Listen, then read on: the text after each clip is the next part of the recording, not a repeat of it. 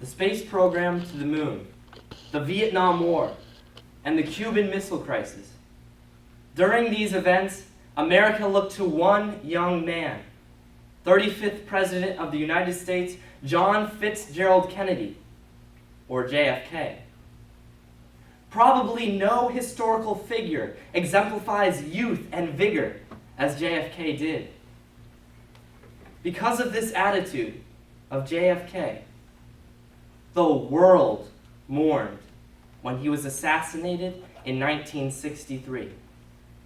On Friday, January 20th, 1961, in Washington, D.C., JFK gave this electrifying inaugural address, not only to America, but to the future of the world.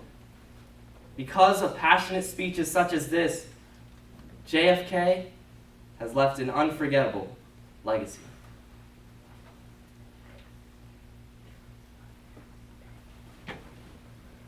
Fellow citizens, we observe today not a victory of party, but a celebration of freedom, signifying renewal as well as change.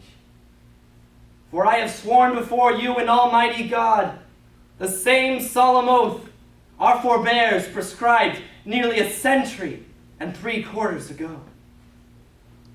The world is very different now, for man holds in his mortal hands the power to abolish all forms of human poverty and all forms of human life.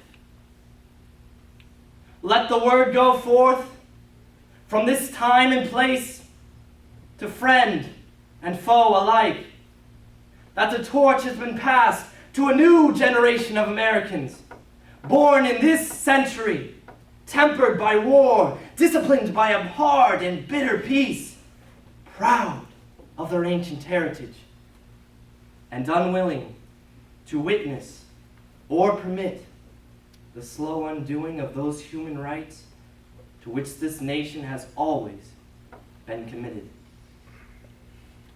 Let every nation know, whether it wishes us well or ill, that we shall pay any price, bear any burden, meet any hardship, support any friend, oppose any foe, in order to assure the success and the survival of liberty. This much we pledge, and more. To those peoples in the huts and villages across the globe, struggling to break the bonds of mass misery, we pledge our best efforts to help them help themselves for whatever period is required. Not because the communists are doing it, not because we seek their votes, but because it is right. If a free society cannot help the many who are poor, it cannot save the few who are rich. And let every other power know that this hemisphere intends to remain the master of its own house. But neither can two great and powerful groups of nations take comfort from our present course, both sides overburdened by the cost of modern weapons, both rightly alarm the steady spread of the deadly atom, yet both racing to alter that uncertain balance of terror that stays the hand of mankind's final war. So let us begin anew, remembering on both sides that civility is not a sign of weakness, and sincerity is always subject to proof. Let us never negotiate out of fear, but let us never fear to negotiate. Let both sides explore what problems unite us, instead of belaboring those problems which divide us. Let both sides seek to invoke the wonders of science instead of its terrors. Together let us explore the stars. Let us conquer the deserts, eradicate disease, tap the ocean depths, and encourage the arts and commerce. All this will not be finished in the first 100 days, nor will it be finished in the first 1,000 days, nor in the life of this administration, nor even perhaps in our lifetime on this planet. But let us begin. Now the trumpet summons us again, not as a call to bear arms, though arms we need, not as a call to battle, though embattled we are, but a call to bear the burden of a long twilight struggle, year in and year out, rejoicing in hope, patient in tribulation. A struggle against the common enemies of man, tyranny, poverty, disease, and war itself. In the long history of the world, only a few generations have been granted the role of defending freedom in its hour of maximum danger. I do not shrink from this responsibility. I welcome it.